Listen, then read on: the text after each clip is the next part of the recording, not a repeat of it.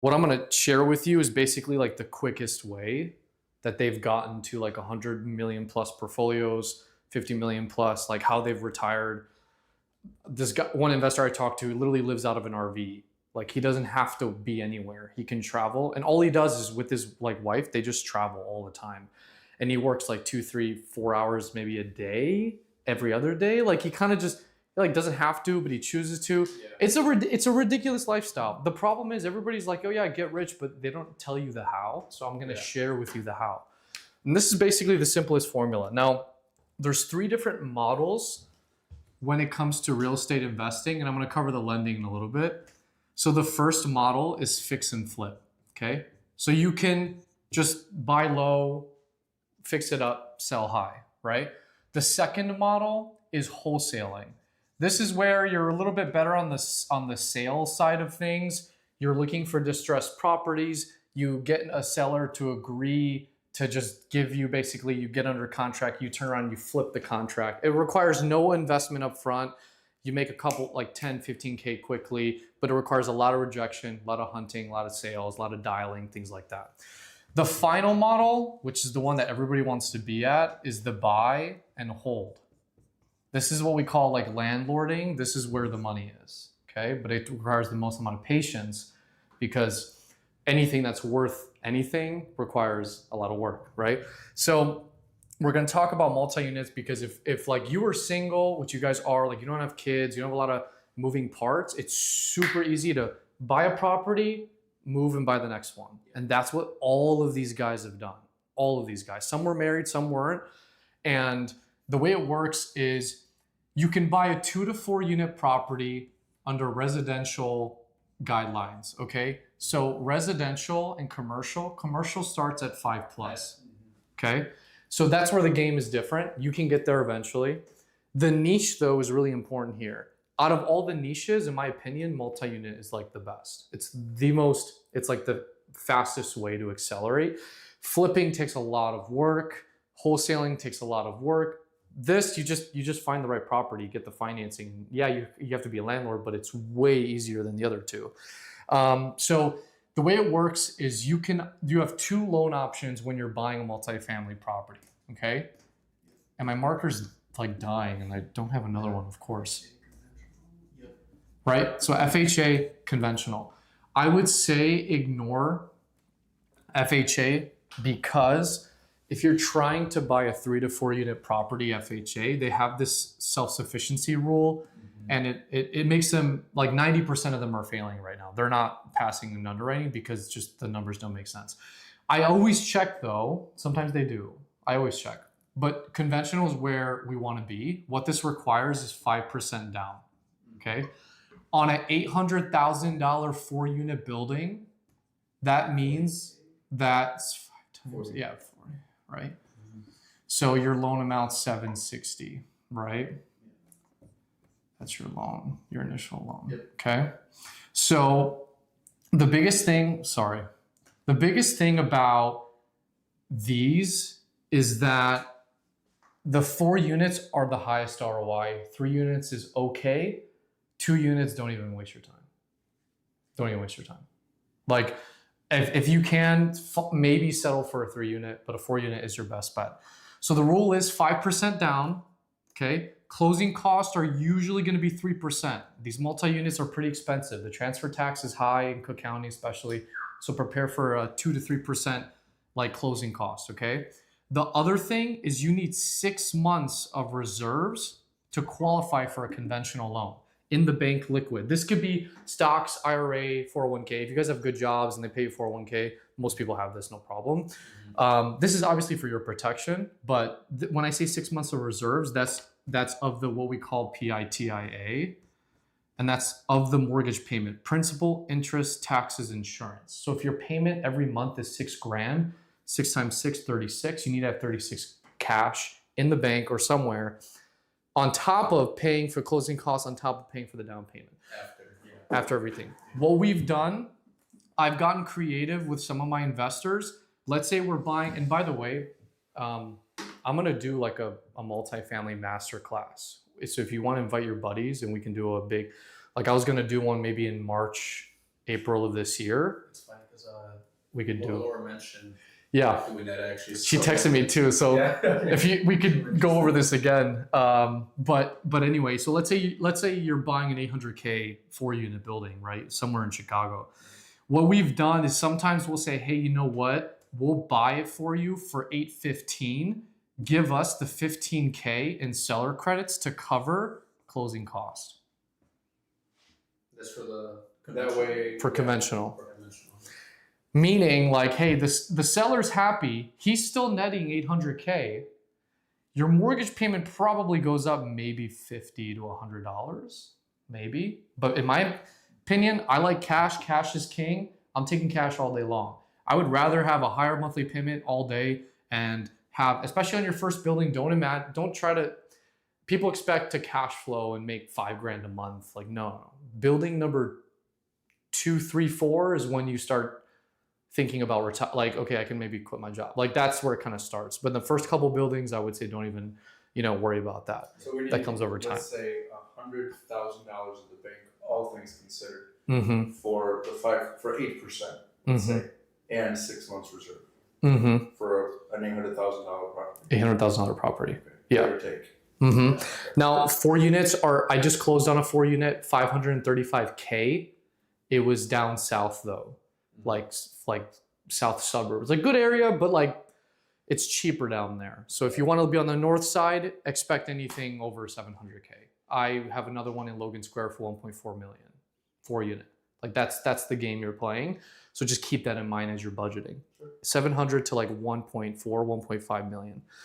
The next thing is, let's talk about like credit, income, and assets. So every lender, and Kosty, I know we've talked about this a little bit. So I'm gonna just share my, so I call it, there's the 4 pillars of lending. Sometimes I say 3, but the 4 pillars are credit, income, assets, and then obviously the property itself. For you guys, let's just forget the property. Let's talk about credit. So for credit, score's got to be at least above a 720 for conventional to make sense, like rate wise, financially, all that stuff. For income, this is really important. Okay. You're buying a multifamily building and you're what we call house hacking, right? So we have unit 4, unit 3, okay, unit 2, unit 1. Let's say you're living in unit 1. You're going to get rental income from each of these units.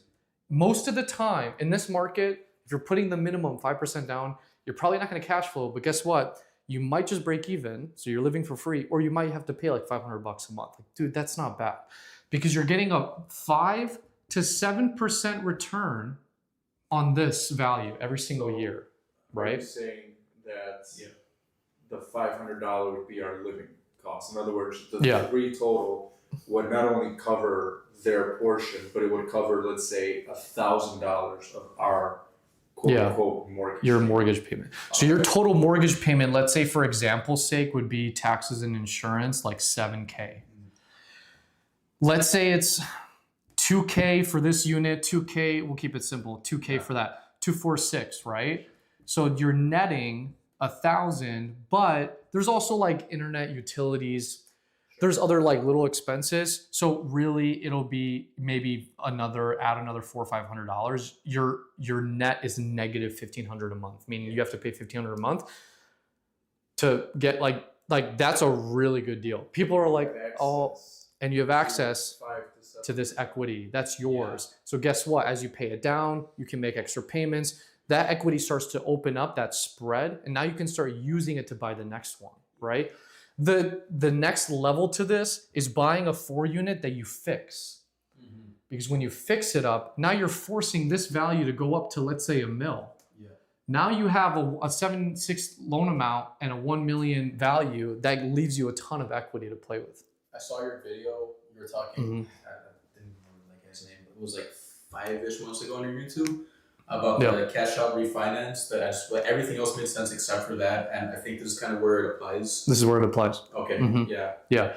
So you can take out a maximum of 80% of whatever the value is of the property. So 1 million, the maximum loan is $800K that a lender is willing to give you cash. Mm-hmm. So if we give you an $800,000 loan, we have to subtract your existing loan amount. So whatever your existing loan amount is, that spread, that difference, that gap, that's cash to you. If you own, let's just say you own free and clear, forget all this, no loan. Let's say you have $1 million property. If you want to take cash out, the most you can get is $800K. Cash to you, tax free. IRS, government doesn't touch it. If it gets deposited in your account, it's not an issue. People all the time, I deal with some high net worth clients and they're like, hey, I'm about to deposit like $1 million in the bank. Like, is this gonna be an issue? No, it's from your equity, it's from your house. It's your money. It's just it's stashed in the house, essentially. Yeah, and it's tax free. That goes for every property you own, anything. Investment, primary, all that stuff. What do the payback periods and those loan terms look like for a cash out refinance? You have a couple different options. You could either do a home equity line of credit, which I tell people is like a credit card on your house. And that doesn't touch your first mortgage. That's easy. The like payback on that depends on what you pick. You could pick like a 5-year to a 30-year loan. For a traditional cash out refinances where it's a lump sum to you, like we just give you all the money up front, that is going to be usually a 30-year loan. People just want the lowest payment. A lot of investors don't care. They're like, just give me the lowest payment. You know why? Because guess who's paying the mortgage? Yeah, exactly. It's not you. I can care less about, you know, like that's how these investors think. I call it, I just made a video about it. I call it a triple play. You get the appreciation, the tenants pay the taxes and the mortgage interest, and then you get the tax benefits. So now you can start writing off taxes on your income. And so you pay less in taxes overall because you own an asset, right? So that's what we call a triple play. And the goal of today's meeting is to make a finalized decision between the two of us as to our path forward. And so far, the multi-unit is by far and large, in my opinion, exactly what we're doing. If you guys want to get there. Like, exactly what you're doing for us is showing exactly why that is the case. And that's why we're thankful. That's why we're here. The biggest thing for me is that percentage equity. Instantaneously, right? Let's call it instantaneously. After years of hard work and accumulating the cash to close, you now have access to a property that's worth $700,000 to $800,000. That's appreciated. So, I mean, it's one of those things that sounds too good to be true. Right. I'll share with you the obstacles in a second, but yeah. That's exactly it. The strategy that we want to do moving forward is, and I want to know if this makes sense, because this is what our goal is now, and we're going to do some networking with a group of friends of ours too, so maybe we can all join this together and exponentiate how quickly we can achieve this. What we're thinking is starting our own little bank. What do we mean by that? Buy as many 4 flats as possible in each year. Buy a 4 flat, a 3 flat, and then we have access to, let's just round up, $3 million worth of equity that's grown. And that's the question that I want to ask in terms of our ability to loan. Is it feasible? If we're buying newer construction that requires less work and less sweat equity to purchase a 3 to 4 flat each year, is that something that you think is feasible? It is. Guys do it. Some guys take breaks, like they'll do a couple and they're like, all right, I want to like take a few years. Some are like, no, I'm gonna do every year till I hit building number 5 or whatever that freedom number is for you. Like, you know what I mean? Then they start getting into big boy territory, and big boy territory is like 18-unit buildings, 25-unit buildings. That's where 10-year outlook for us. So you get your team together, you guys can raise capital, and that's the next phase. That's the goal. So thank you for that. First and foremost, and our 5-year outlook is exactly that. We create our own bank, to where we can pull money out and use it for the first thing on there. Fix and flip. All of a sudden now we have access to all this money through our equity that we can now go and buy a $300,000 house and cash. Cash. Or use, like, I do hard money loans too, so I do private money for that too. So Perfect. You have options. Perfect. So just like this, we're starting. You see how we're kind of tying the circle together one moment and then go. Of course. So the idea for us is buy as many 3 to 4 flats as possible. Grow our equity, pull cash out of those mortgages to buy and flip houses, and all of a sudden we're making $50,000-$60,000 per flip. While we're increasing equity and paying off our 4 flats. Do you think that's something that's doable for us in a 5-year outlook? Yeah, I think it is. You be prepared to work. Like you got to hunt, you got to look. But I think fix and flip, a lot of guys do this for fun and to raise capital quickly. Some do it because they have to. Some do it because they like just genuinely enjoy it and they make money. But like if you have a dialed in crew, like yeah, I have a guy that does 8 to 10 flips a year. Like it's that streamlined. Finds a property, crew comes, fixes it. I know what I'm doing. Done. In and out. 2 months. Sell it, make 30, 40, 50, 60, 70K. Wow. Only thing about flips is you got to pay capital gains tax. So just be careful. So the money has to be there. If the money's not there, if the deal doesn't make sense, like don't force it. A lot of guys will buy dumb flips. So capital gains tax is really important. That's why they do a lot of 1031 exchanges, meaning they just take the revenue generated and they use it to buy the next one, then the next one, the next one, because then that's all tax free, right? So yeah, it's doable. What's nice about this is your value is going to go up, your balance is going to go down, right? Mm-hmm. So this is your equity, right, over time. Yep. And so you keep doing that, pay down the principal mortgage, your tenants are obviously going to be paying, you know how to be a landlord at that point, you understand how to collect rent, you have a system, whatever.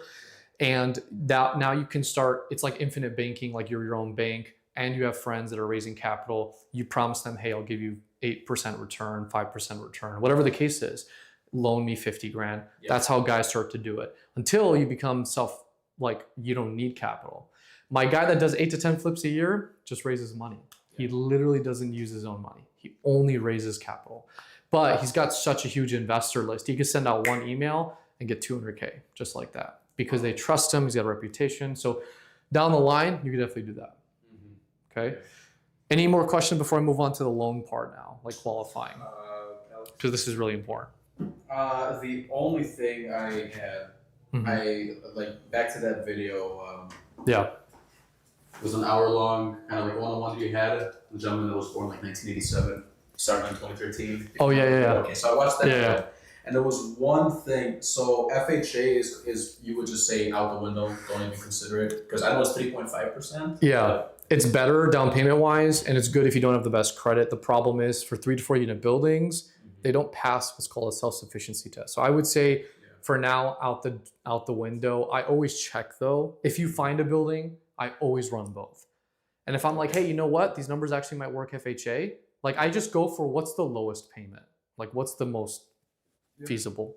So, that's but yeah. exactly what worked for us. So our issue is capital, but you've mentioned some interesting ways to raise capital. So we're gonna hit the floor, and for me, that's gonna be all the questions I have up to this point. Okay. That was the only thing I had. That was it? Yep. Okay. So I talk about credit, income, and assets. So still on the income part of this slide, and we'll get to assets in a second. For a multi-unit building, obviously you need to have enough income to qualify for the loan, okay? Now, do you guys pay rent? I don't remember, Costin, when we talked about it, but do you guys pay rent right now or no? We have a mortgage. Yeah, so our oldest brother owns the property that we live in. Yeah, he owns it, and you all pay him rent? Split it in 3. How do you pay it? Cash, Zelle, checks? Zelle? Yeah. Do you have a lease agreement or no? With him? Yeah, like an official, like on paper, hey, we pay you this much, or no? It's just a like agreement, right? Okay. Yeah. How long have you been paying him rent for? June of last year? Yeah, for 24. Okay, so we're coming up on a year. How much, is it the same amount every month that you send him? Yeah. How much? I send them 21 and with the 3. Okay. So I send them 21 and then we split it up. So it's 2,100 that we send. So 2,100 total. Total between you two? Yeah, correct. Okay, good. The reason why I asked that is because a mortgage payment, like I said, on the 4 units, going to be around, like, let's just say on this example, $7,000. Okay. The rule is for, hopefully my marker's still working. There's a 50% DTI cap, debt to income ratio, when it comes to these conventional loans, if you have a good credit score. So what this means is 50%, all your debts, car payments, credit cards, your mortgage payment cannot exceed 50% of your gross income. If you make 10K a month, sorry if you can't see this, but if you make 10K a month, your maximum mortgage and debts altogether cannot exceed $5,000. Okay?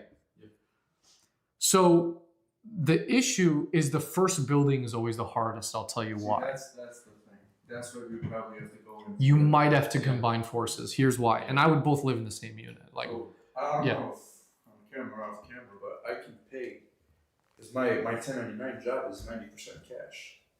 Yeah. If I was to pay my brother cash and you just eliminated that, would that be a smart thing to do? For the rent, you're saying, or for what? If you want a paper trail, because what's going to happen is the lender is going to ask, well, there's a reason why that matters. You're jumping ahead. I'll get to that. Give me a second. Yeah. So if your mortgage payment on that 4 unit is $7,000, then we need to show minimum $14K, assuming you have no other debts, literally zero in everything else, right? So $14K total. Now I think both you guys combined, we can have that. And then I'm talking about W-2 income, right? The bar stuff, that doesn't count. The bartending, like we'd have to use W-2, like that, you know? So there is, though, an exception to the rule of using, so remember when I mentioned there's your tenants in the building, right? Yeah. The underwriters know you're going to collect a rental income from the building you're buying. So the question is, can I use the rental income? I call it future rental income from these units. Yes and no. There's 3 rules to this. If you have no experience ever owning a building and you have no ownership rights to a property, like you don't own a home, the only thing I can use is if I can show for the last 12 months you have a housing expense, meaning you've been paying rent on paper, same amount every month for 12 months, meaning like we give bank statements or we show like Zelle statements, hey, every month he paid $2,100, $2,100, $2,100. If we show that, then we can use a portion of the rental income to help you qualify. So that's why you mentioned the paper trail. So paper trail is really important. But then instantly that puts us to our next available purchase in June, at least. If we need this. If you guys combine forces, we may not need this. No. Potential. We're $72,000 and $70,000 W-2.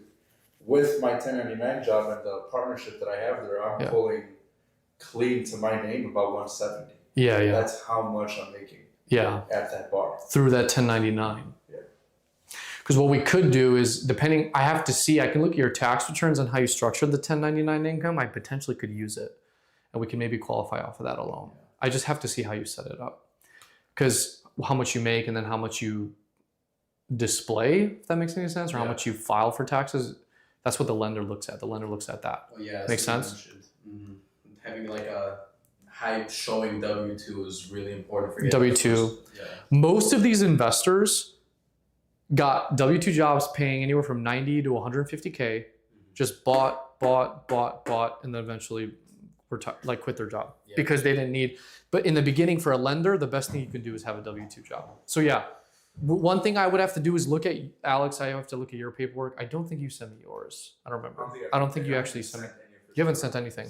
So I would have to look at both of you guys and basically figure out like, okay, if we can on our own, how much? If we can't, let's combine. Then after the first year, after your first building, great. Now you guys can split off because you can show, hey, I have experience owning a 4-unit building. Now you can use the entire rental income of the 4 or 3 unit that you're buying. So if we had that paper, and we do have that paper trail through Chase, through Zelle. Yeah, right. We're able to show in June or July of this coming year that, hey, like this is every single month on the same day of each month, this is what we've been paying. And if we could put together a lease agreement with my older brother, would that help open up? The lease agreement would help, yeah. And that would help us reach the ability to say, hey, exactly.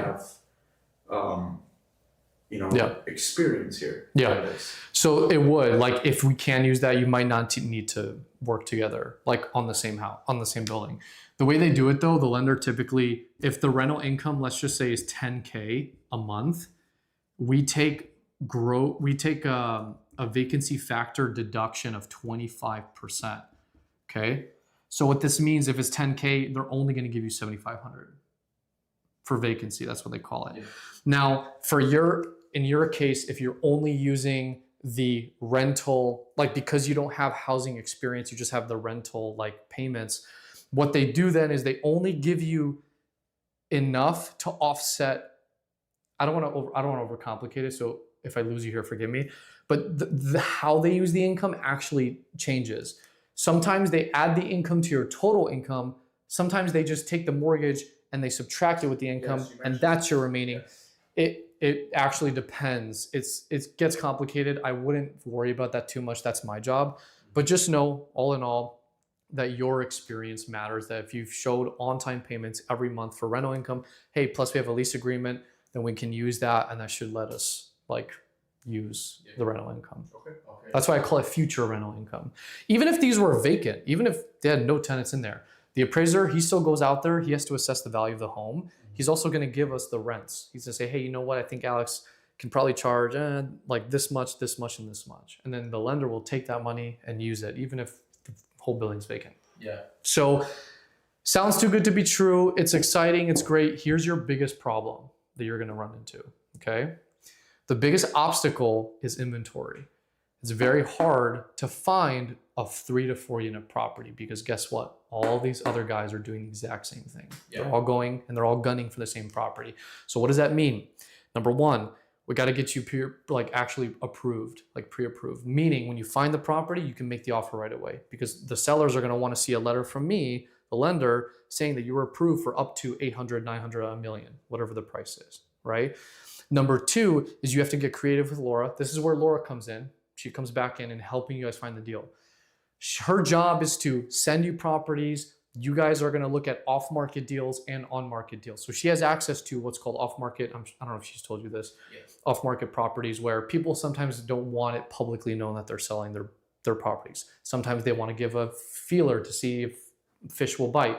Either way, your biggest obstacle is going to be that finding it. Then once you find it, there's a second obstacle. You have to make sure, the rule is for conventional loan, you have to move into the property within 60 days. Okay? One of these tenants has to be moving out. You have to show the lender that the tenant is moving out of the place you're occupying. Like let's say this happened for my 4 unit that we just closed on. All 4 units are occupied. We need a letter from one of them stating that they're leaving. And when. Do you guys understand what I'm saying? Because you have to move in. So the underwriter is going to look at this and say, well, if none of the tenants are moving out till next year, then which unit are you going to occupy? And if you come back and say, well, I don't know, then they're going to say, well, then the loan's dead. They'll kill it right away. For our 4 unit that we just closed on, tenant number 2 died. Literally like right before. And so I couldn't get a signature. So I had to get really creative. We provided like a will, like a certificate, like all this creative stuff to show that, hey, the tenant's like gone. So like, does that work? The underwriters accepted that and we closed. But the point is the tenant has to sign it. The landlord has to sign it stating like this tenant is leaving. So that's also really important. The listing agent knows this usually and communicates that with Laura. So you guys wouldn't even get that far. All this stuff we address up front. You're not going to get into a loan and okay. Laura would notify. She would notify as a vacancy. A potential vacancy, at least within 60 days. I would review it as well. You guys aren't going to get into a deal and all that stuff. So there's a few costs associated with like buying a 4 unit up front. Usually an appraisal is $1,200 before. So the lender, you do your own inspection. You do your own. That's for you personally to make sure there's no red flags. The lender, they have their version of the inspection. This is to assess obviously value, rental income, property condition, all that stuff. That's going to be around $1,200. Our 4 unit was $1,060, so it ranges anywhere from like $900 to like $1,200. So it's not, that, and then there's other like earnest money and all that costs. Like we don't have to get into the weeds of that, but just know that like that's basically an A to Z play on multi-units. And I'm going through, I talked about all of this stuff. Last thing, and then I'll open it up for questions. But here's a case study that we did. So we bought a property, if you guys can see. We bought a multi-unit for $515. We did a rehab loan. So you don't have to borrow money to fix it up. If you have cash to fix it up, then do it. But this is where the money is made. So our total loan, our total cost was $715, right? We did the rehab budget plus purchase price, okay? So what we did was the original, if you can look here, units 1 through 4, this was the rental income. Look at the difference after we fixed it up. Do you guys see that? Tripled in some areas as well. If you really want to cash flow your first building, like freaking knock it out of the park, you're making bank, this is how you do it. You don't have to. Jefferson Park, Okay. around there. Okay. So northwest side. Okay, this was actually during COVID. So, so that's how it works. You raise rents because you fixed up every single unit. Tenants have a choice. Hey, we updated everything. I now deserve to ask you of this much. You either want it or you don't. Do you want, like, are you comfortable with this? Some say yes, some say no, but it's a true value add, meaning you're not just raising the rent because you painted the walls blue. Yeah. Okay, now give me $1,000 extra a month. Nobody's gonna do that, right? So in this case, we raised the rents and we were actually cash flowing pretty decent. And this was an FHA loan. At the time, FHA loans like were more doable. Okay, but that's the construction, the value add, increasing it through rehab is really, really powerful. So if you can, I like to do that, but of course, a lot more work. Would you be able to help us with the rehab loan? So yeah, Yeah. like I would help you with the rehab loan. So conventional and FHA both have their own versions of the rehab loan. What it is basically we're going to give you money to not only buy the property, but we'll also give you money to fix it up. Yeah. And they give you 50% of it at closing, like upfront, you get cash. Normal fix and flip hard money lenders don't do that. Just know, like nobody gives you money right away to start construction. These guys want you to do the work first, then they give you money. These guys will say, no, we'll give you money, you can start, okay? The way that works though is if you're buying an $800,000 property, rehab budget is $200K, then you have to put 5% down of 1 million. Do you understand that? So it adds to it. It adds, so your down payment is gonna go up. It's down payment of total purchase price plus construction put together.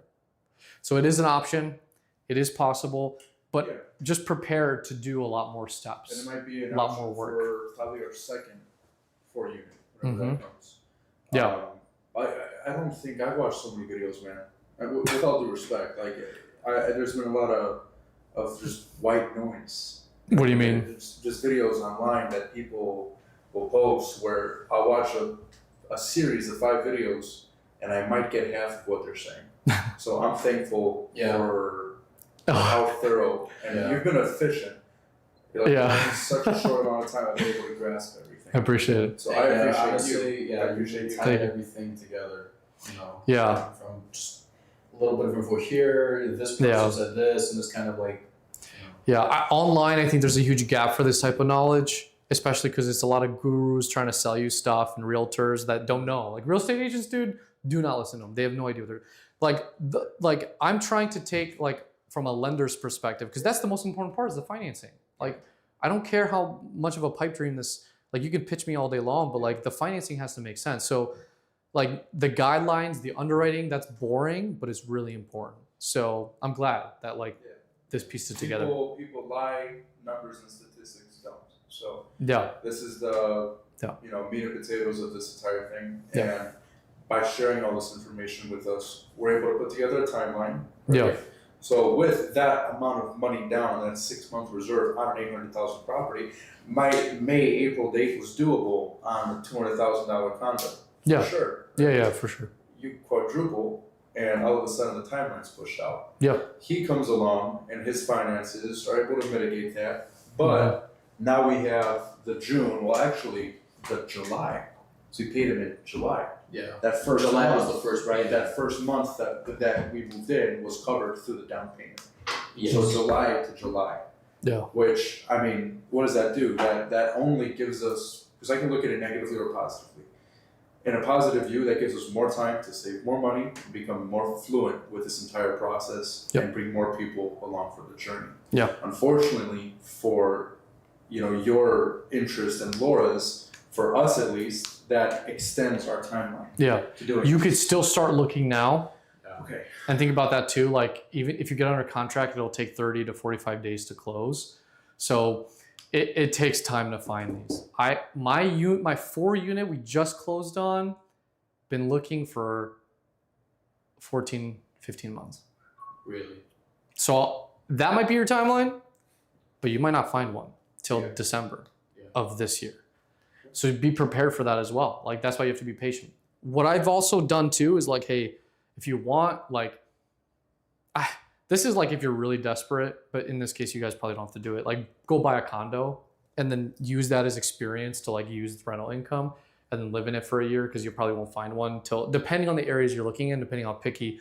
I've had some clients that are very, very picky, like it has to match every perfect thing, and good luck, like they're never going to find anything. Can we leverage the fact that we bought a condo that was. Well, we didn't buy the condo. Well, okay, that's fine. We did not buy the condo. Yeah, it's not in your name. Yeah, okay, that makes sense. Even though we threw down. Even though you paid. Yeah.